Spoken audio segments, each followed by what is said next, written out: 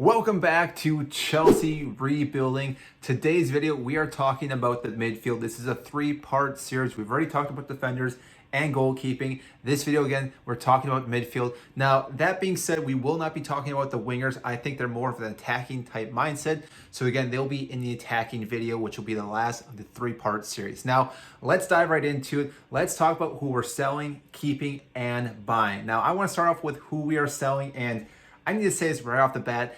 To sell any player gets very, very difficult because a lot of these players have done so well. And the first player that I think we should sell, which I'm not too sure how you guys feel about this, but in my opinion, I think we need to sell him, and that is Jorginho. Yes, I know Jorginho has been a massive role at this club, played crucial parts to us winning multiple trophies. And again, I do enjoy this player, but I think his time at Chelsea is starting to come to an end. We've seen him start to slowly decline a little bit, and I don't think we're getting the capability that he's actually giving us in the last couple of seasons and this past season, and I'm not too sure what we'll get in the next couple of seasons. And therefore, I think it's a good option right now to sell this player while his market value is still pretty high, because again, if he has another average season, to say the least, we'll keep losing that value, it'll keep going down. We won't get as much from him. And again, we will talk about who we're going to bring in. This is kind of why I want to sell Jorginho. Now, with that off being the bat, I want to know what you guys think. So comment down below what you guys think about me saying we should sell Jorginho. And again, comment down below who you think we should buy and keep. Now, that being said, the other players that we should sell, Ross Barkley, really shouldn't be a surprise as of lately, because we really haven't seen Ross Barkley play too much this entire season. So again, this is one of those players that he came in, we were expecting something from it, never really got anything. Always looked good during preseason, but just never really worked out during the season. Obviously, he's been there for a while, but it's time that we cut our ties with Ross Barkley. Most likely won't get too much for this player, but again, it just doesn't make sense for us to keep him.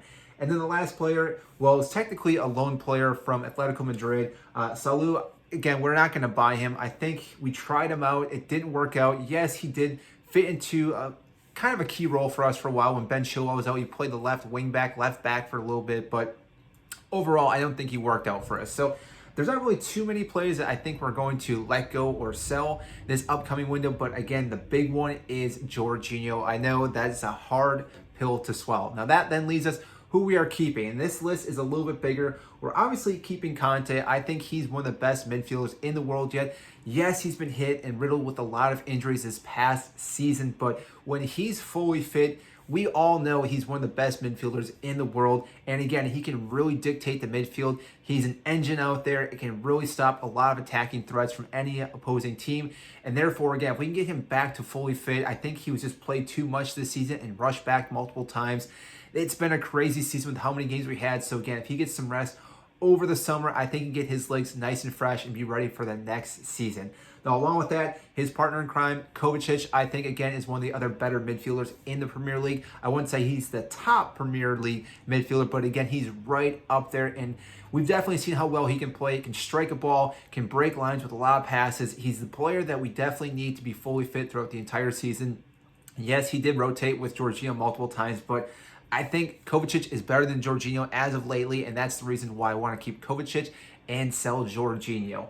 Now, along those lines, Mason Mount, I don't really have to speak too much about this player, how well he's been doing. Such a young player, came through the academy and everything, and again, he's going to be at this club for a very long time, and I can see him breaking some records with Chelsea. Now, again, that being said, Ruben Loftus-Cheek, I think, is another player that I think will keep with Chelsea. It's hard to say because, again, we've already seen the capabilities, what this guy can do at Chelsea prior to that massive Achilles injury he had a couple seasons ago. If he can finally find that confidence and form, he is a massive threat to anyone. He's got the footwork like Eden Hazard did at Chelsea. He's really big, very strong like Drogba. So he's one of these hybrid midfielders that, like I said, if he can get his confidence back and just feeling comfortable with how he plays, anything can happen with this player. And I think we need to keep him because, like I said, we can tap into that potential. It'll be massive for Chelsea.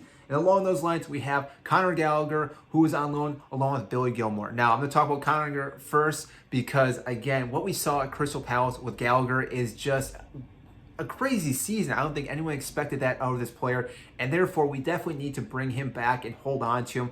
We've already seen what he can do at Crystal Palace, who, again, is arguably not a very good side. Without Conor Gallagher, I'm not really sure exactly where this team would have landed. I think he's really helped lift this team up and definitely helped them get a lot of points this season. And so hopefully he can help Chelsea next season. I think he'll be a rotating player with Conte and Kovacic in the midfield.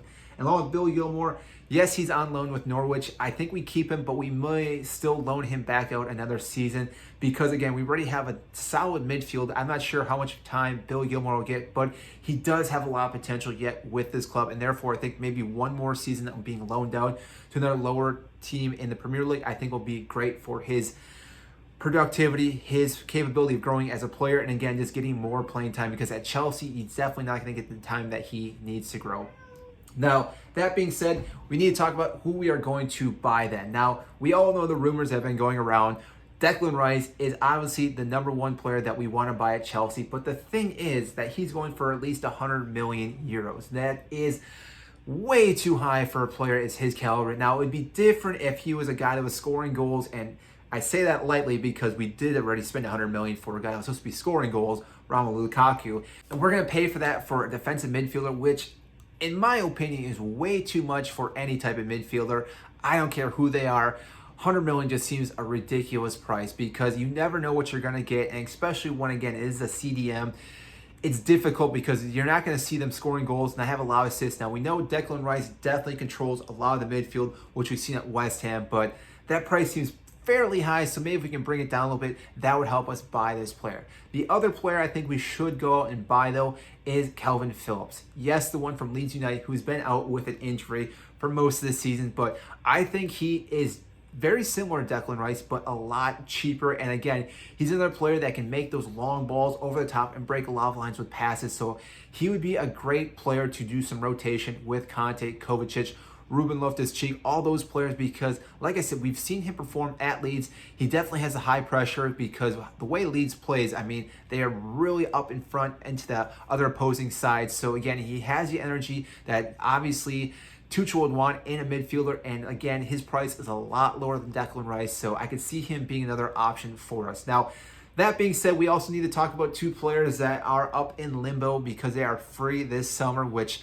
I always want to talk about because you never know, there could be rumors coming around, and those players being Paul Pogba, who hopefully we do not touch this player because there's something about him that I just do not like as a professional player because yes, he has the capability of being the best midfielder on any given day, but there are just days where he does not show up, does not want to play for the club, and we've seen that time and time again at United. I don't want to see that at Chelsea because if there's someone like that comes into the squad, into a locker room, that can really change the whole atmosphere at the club. And again, I do not want to see this player at the club. Even if there are rumors, I do not want to see him there. The other player is Christian Eriksen. Now, this guy I could definitely see at Chelsea, but more likely than not because he had a 6-month contract at Brentford. I could see him staying with Brentford because they gave him a shot. And again, that's a lot of loyalty to a player, to a club that, again, gave him a shot after everything that happened with him. But I could also see Tottenham signing him because he did shine at that club. Harry Kane's still there. Heung-min Son's still there. There's a lot of players that he's already known to play with, and obviously they were producing a lot of goals. So I don't see him coming to Chelsea, but it is another player that I could see being rumored to the club. And if he did come to Chelsea, I would be very grateful because, as we know, this guy is very creative, scores a lot of goals, creates a lot of chances for the attacking mindset of our forwards, who obviously need a lot more attacking mindset midfielders. So again, Christian Eriksen would be a massive improvement to this club, and I don't think his price would be too high either. So even if maybe it's not that high, we buy him as well as another midfielder because, like I said, having that rotating player in our club would be massive. And again, with all the teams and all the games we have throughout the season, it would be great to have a player like Eriksen that could come off the bench or, again, play a few times in the Premier League, Champions League, League Cup, FA Cup, all those games. So again, that would be a nice addition as well. So that is all I have for you today on who we should buy, sell, and keep for Chelsea's rebuild for the next season in the Premier League. I want to make sure you guys comment down below because I want to know what you guys think. I want to know who you guys think we should buy, sell, or keep. What do you think about Jorginho being my player that we should sell? If maybe we should sell Conte, Kovacic. Again, comment down below because I want to see those comments. And also, if you have not, make sure to hit the like button and subscribe down below. I greatly appreciate that. If you enjoyed this video, make sure to check out the part 1 of this with the defender, and also we'll be coming with part 3 with the attacking forwards as well for Chelsea's rebuild. So that is it, and I will see you next time.